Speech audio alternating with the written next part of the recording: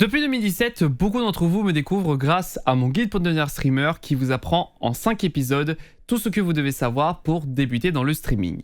Et justement, le monde du streaming évolue tellement à une vitesse qu'énormément de choses ont changé et c'est aujourd'hui que je recommence une nouvelle version de ce guide avec de nouveaux conseils, de nouvelles optimisations afin que vous puissiez réaliser des streams de meilleure qualité.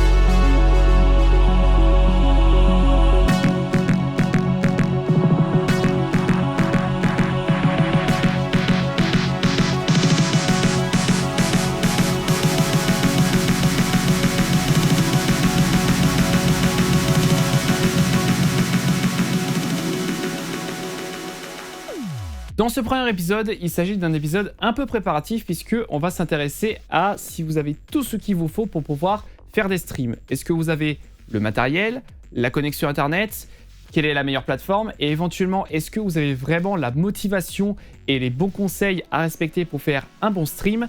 Eh bien tout d'abord, la première chose à avoir et c'est ce qui va faire tout votre stream, c'est déjà un bon PC. Qu'est-ce que j'entends parler par un bon PC? Déjà, c'est un PC qui est capable de faire tourner vos jeux favoris, mais surtout un PC un peu plus puissant que ça, car quand vous souhaitez stream ou record, eh bien, ça demande un peu plus de ressources que faire tourner un simple jeu. Donc déjà, en processeur minimum Intel Core i5 ou AMD Ryzen 5, si vous avez un processeur en dessous comme Intel Core i3, Intel Pentium, etc., ça va être très compliqué, voire impossible de streamer et de jouer en même temps. Après, si vous voulez avoir le top des performances, AMD Ryzen 7 ou Intel Core i7. Après, si vous me posez la question, est-ce que tu préfères AMD ou Intel pour du streaming? Eh bien, sachez qu'en ce moment, AMD Ryzen s'en sort beaucoup mieux en multitâche, contrairement à Intel qui vont mieux s'en sortir juste pour du gaming. Donc voilà, si vous recherchez un bon processeur pour votre nouveau PC, pour changer votre processeur, eh bien, partez plus sur un AMD Ryzen. Au niveau de la carte graphique, je vous recommande plus une carte graphique de chez Nvidia contrairement à AMD. Donc une carte graphique 1050 Ti ou 1060, ça suffit largement. Alors la raison pour laquelle je vous recommande plus une carte graphique Nvidia, c'est que en fait, pour pouvoir streamer, vous avez deux types d'encodage. Vous avez encodé sur le processeur, ce qui est un petit peu compliqué, même si vous avez un AMD Ryzen 5 ou un AMD Ryzen 7. Encodé sur le processeur, déjà que vous avez votre jeu qui est sur le processeur et en plus de ça vous lui mettez un encodage de stream, ça va être compliqué.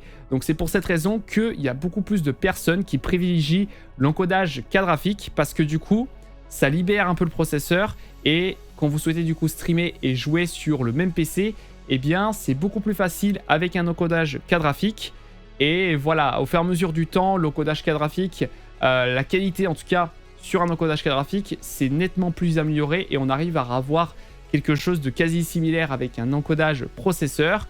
Donc, aussi autre raison qui fait que je recommande plus Nvidia, c'est que AMD aussi, ils ont leur encodage carte graphique, mais il y a deux choses. La première chose, c'est que l'encodage carte graphique AMD n'est pas inclus sur OBS, vous devez l'installer manuellement et il a du mal éventuellement à restituer l'image. Genre, vous allez streamer en 720p 30 fps, vous avez des chances de vous retrouver avec un texte qui est illisible.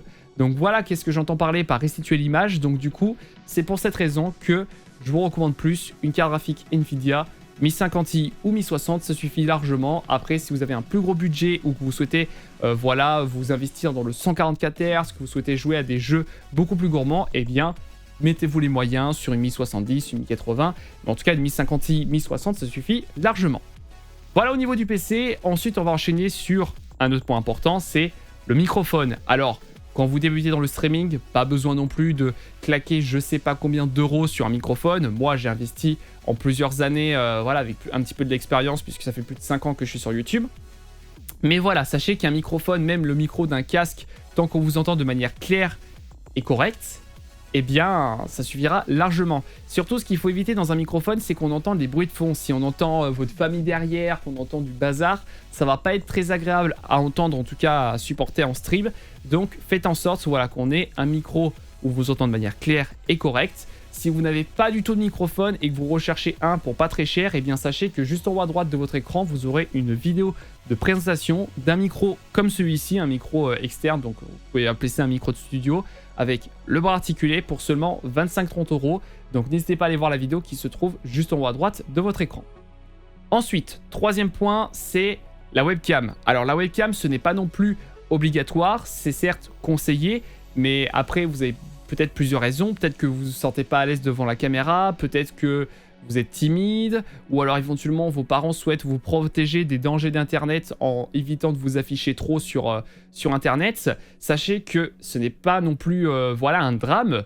C'est conseillé, encore une fois, une webcam. Ce n'est pas non plus obligatoire de vous afficher sur Internet. Exemple, vous avez un streamer sur Twitch qui se nomme Dakotaz, qui stream sur Fortnite et qui ne s'est jamais affiché, en tout cas il ne s'affiche vraiment jamais, mais quasi pas tout le temps sur ses streams Twitch quand il joue, et pourtant cela ne lui empêche pas d'avoir des dizaines de milliers de viewers, des centaines de milliers de followers sur Twitch, et même des millions d'abonnés sur YouTube ou encore Instagram. Donc voilà, la webcam, ce n'est pas obligatoire, et sachez que du coup si par contre vous pouvez voilà, vous afficher et que vous recherchez une webcam, je vous en recommande deux. La première, c'est la Logitech C525. Elle coûte pas trop cher. Je l'ai utilisée pendant un long moment sur mes vidéos et notamment en stream avec même de l'incrustation fond vert. Et sur les plans que vous verrez au montage, ça fait en tout cas très bien le taf. Et après, si vous souhaitez vous investir niveau qualité, je ne vais pas vous recommander tout ce qui est C920, C922. Je vais plutôt vous recommander celle que vous me voyez actuellement. Ce n'est pas un appareil photo réflexe, pour vous rassurer. C'est bel et bien une webcam. Il s'agit de la webcam ELP IMX322.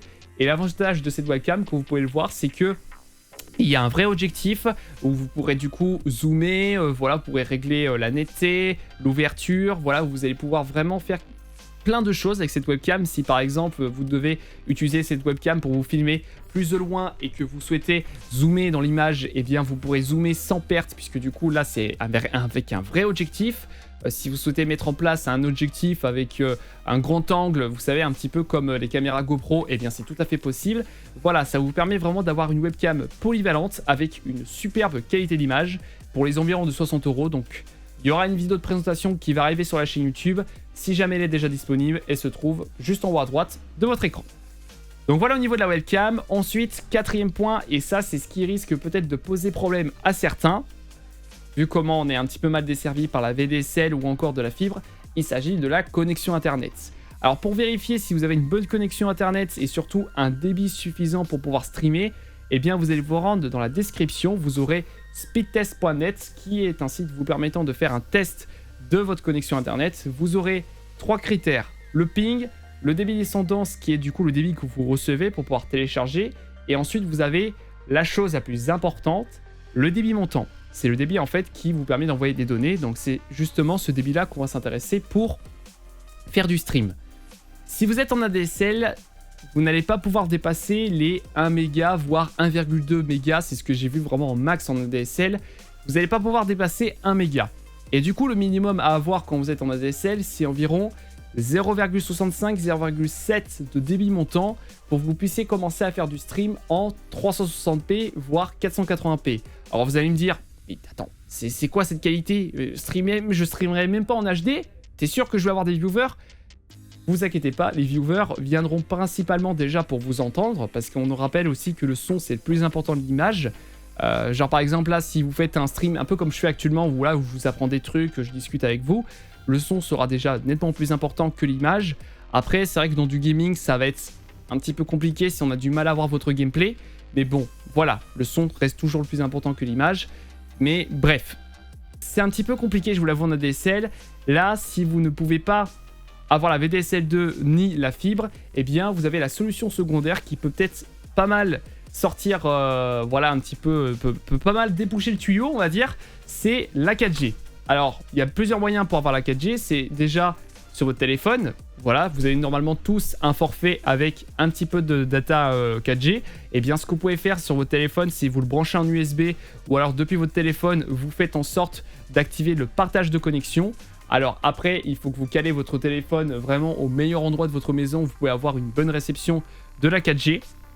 Voilà.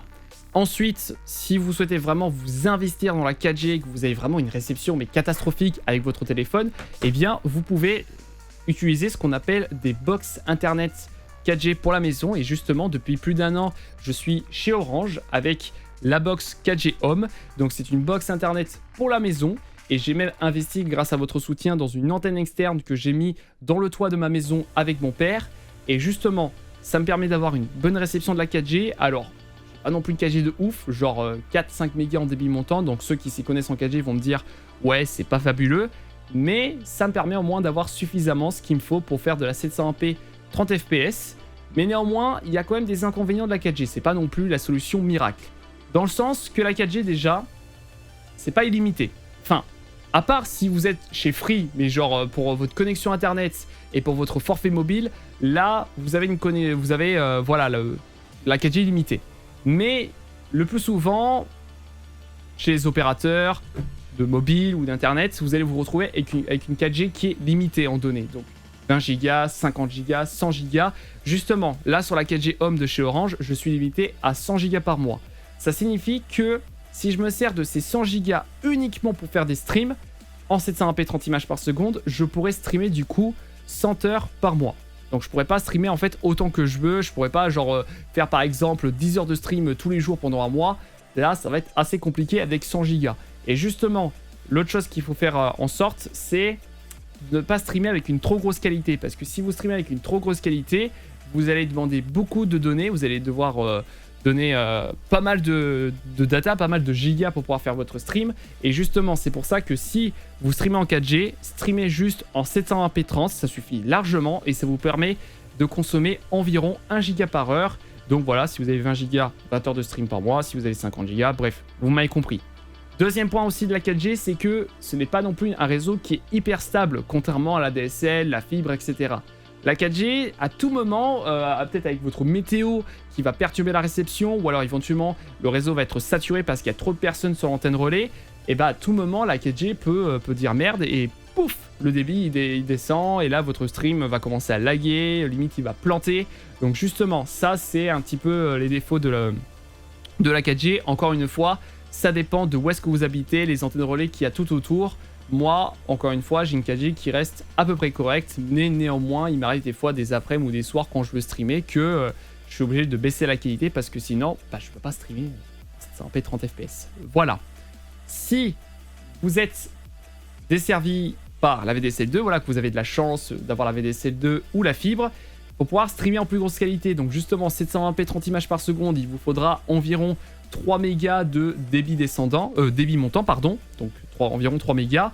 Et si vous voulez ensuite streamer avec une super fluidité 720p 50 images par seconde, il vous faudra environ 6-7 mégas de débit montant. Alors vous allez me demander pourquoi j'ai dit 50 images par seconde et non 60 images par seconde. Eh bien il faut savoir que l'avantage de Twitch, où justement on va se focus sur Twitch dans ce guide pour devenir streamer, l'avantage de cette plateforme, c'est que vous pouvez streamer en n'importe quelle résolution, en n'importe quel nombre d'images par seconde. Et justement, j'ai constaté par mes tests et éventuellement par le stream de mon collègue The Mr. X Fusion X que peu importe si vous streamez en 50 ou en 60 fps, eh bien en fait vous n'allez pas avoir la sensation que c'est moins fluide. Au contraire, vous allez avoir la sensation que il n'y a pas de différence en fait. Et l'avantage de streamer avec moins d'FPS, c'est que vous consommez moins de ressources sur votre PC pour encoder le stream, mais c'est surtout aussi que vous avez besoin de moins de connexion internet pour pouvoir du coup avoir une bonne qualité d'image. Donc justement, on verra du coup dans ce deuxième épisode de ce guide pour devenir streamer, les réglages OBS pour pouvoir streamer en 720p 50 et ainsi avoir une bonne qualité, même en ayant seulement 6-7 mégas de débit montant. Donc voilà un petit peu niveau le matériel, le bon PC, le micro, la webcam, la connexion internet. Maintenant, on va passer au niveau de la plateforme. Au niveau de la plateforme de streaming. Vous allez me dire, Twitch, ouais, c'est la meilleure plateforme. Mais il faut savoir que il n'existe en fait aucune meilleure plateforme. Il en existe déjà plein des plateformes. Vous avez du coup Twitch, vous avez YouTube, vous avez aussi des plateformes que vous ne connaissez certainement pas et qui sont nouvelles, comme Mixer, la plateforme de Microsoft. Vous avez aussi Facebook, Facebook qui se sont lancés dans une plateforme de streaming qui s'appelle Facebook Gaming. Voilà, ça c'est les 4 grosses plateformes que vous avez du coup au monde avec une certaine grosse communauté, enfin en tout cas une grosse popularité. Et justement, vous allez me dire, quelle est la meilleure plateforme? Bah, comme je vous l'ai dit, il n'existe aucune meilleure plateforme parce que vous avez des plateformes qui ont leur avantage, leur inconvénient, vous avez des plateformes qui sont connues et des plateformes qui ne sont pas connues. Et donc, justement, c'est à vous de décider où est-ce que vous souhaitez vous lancer. Est-ce que vous souhaitez vous lancer sur Twitch, vous vous sentez plus à l'aise, bah, streamer sur Twitch. Si vous vous sentez plus à l'aise sur YouTube, vous avez peut-être déjà une communauté parce que vous avez commencé à faire des vidéos sur YouTube, et bien streamer sur YouTube. Ou alors peut-être que vous souhaitez tester l'aventure, vous lancer sur une nouvelle plateforme qui peut-être à l'avenir deviendra aussi populaire que Twitch et YouTube, eh bien essayez Mixer, essayez Facebook Gaming. Vous allez me dire pourquoi je parle de ces 2 plateformes, parce que déjà elles sont nouvelles, elles sont pas connues, donc du coup vous avez plus de chances de vous faire connaître, de construire peut-être votre communauté plus rapidement.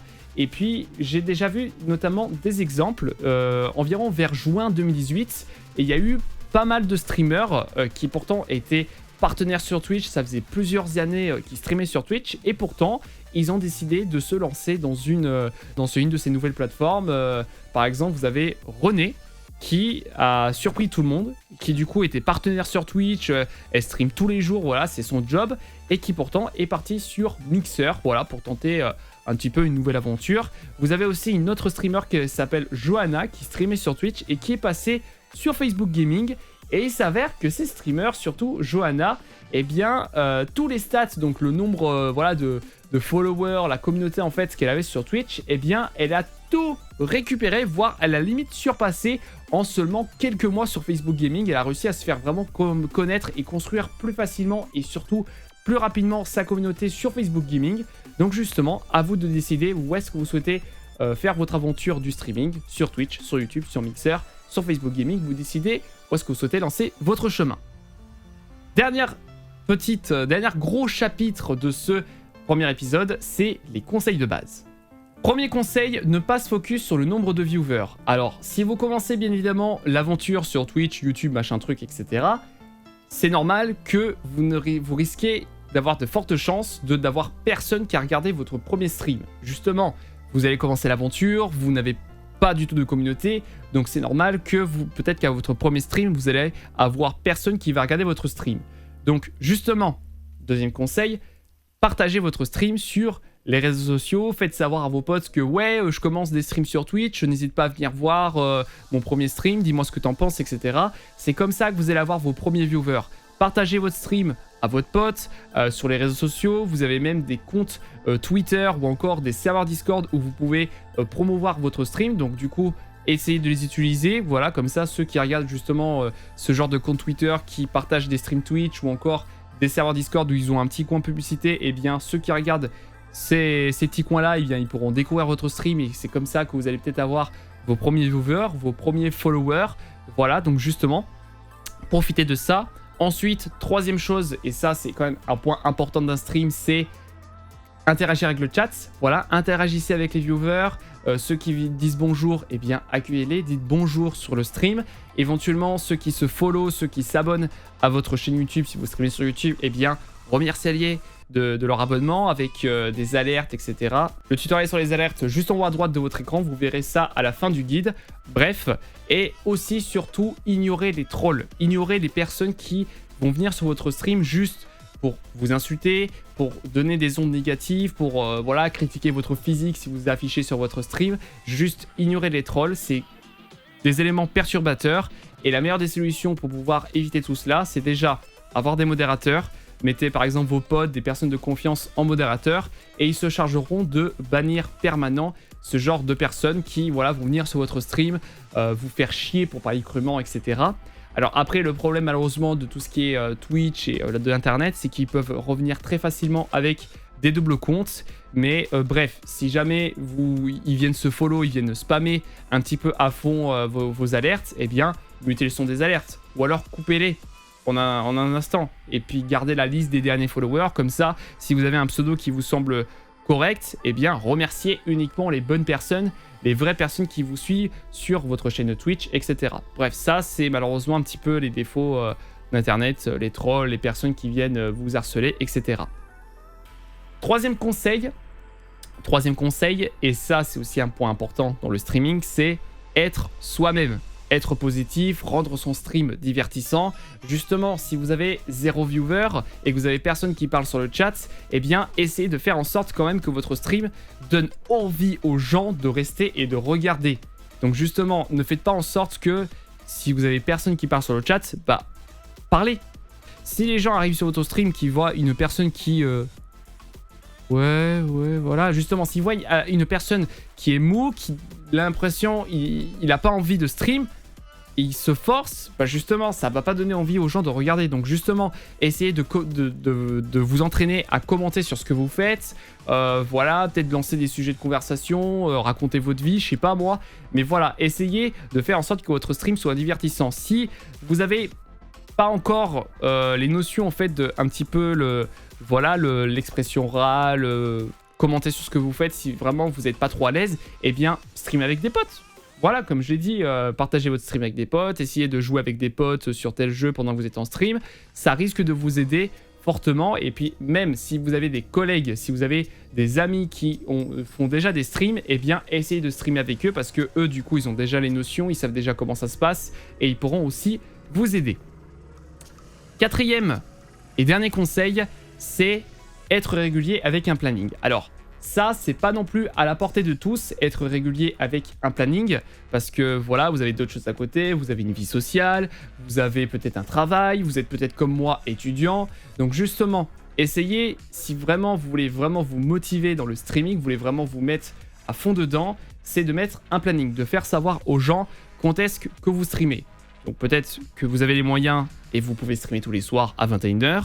Peut-être que vous n'avez pas les moyens et vous pouvez streamer qu'une fois par semaine, genre tous les samedis à 15h. Justement, faites savoir à votre public et à votre communauté quand est-ce que vous streamez. Et là, vous aurez plus de chances d'avoir vos potes qui vont venir, vos viewers qui vont se dire « Oh, il y a un stream samedi après-midi. Allez, je vais pas jouer, je me prépare, je planifie ça. Comme ça, hop, je viens sur son stream, je viens passer un bon moment. » Voilà, justement. Voilà, dites aux gens votre planning, essayez de mettre...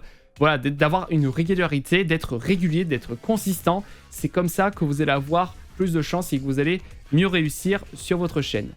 Donc voilà, pour ce premier épisode, c'est terminé. Dans le prochain épisode, on va s'intéresser à comment gérer sa chaîne Twitch, comment fonctionne l'interface, la plateforme, comment streamer sur cette plateforme, voilà, comment ça fonctionne, la présentation de sa chaîne, les différents statuts affiliés partenaires. On verra tout ça dans le prochain épisode. Donc pour ne pas rater les épisodes du Guide pour devenir streamer, vous vous abonnez à ma chaîne YouTube et vous activez les notifications. Comme ça, vous êtes sûr de rien rater. En tout cas, faites-moi savoir dans les commentaires qu'est-ce que vous avez pensé de tous ces conseils, tout ce que je viens de vous apprendre, voilà, dans ce premier épisode. En tout cas, n'oubliez pas aussi d'aller sur ma page YouTube qui se trouve dans la description si vous souhaitez récompenser mon travail, le fait que je vous ai appris plein de choses, etc. Ben justement, allez sur ma page YouTube. C'est une page qui vous permet en fait de me soutenir gratuitement en regardant des publicités. Une publicité est égale à 5 centimes. En tout cas, gros merci si vous avez regardé cet épisode dans son intégralité, donc jusqu'ici. On se retrouve très rapidement pour le deuxième épisode de ce guide. Peace tout le monde.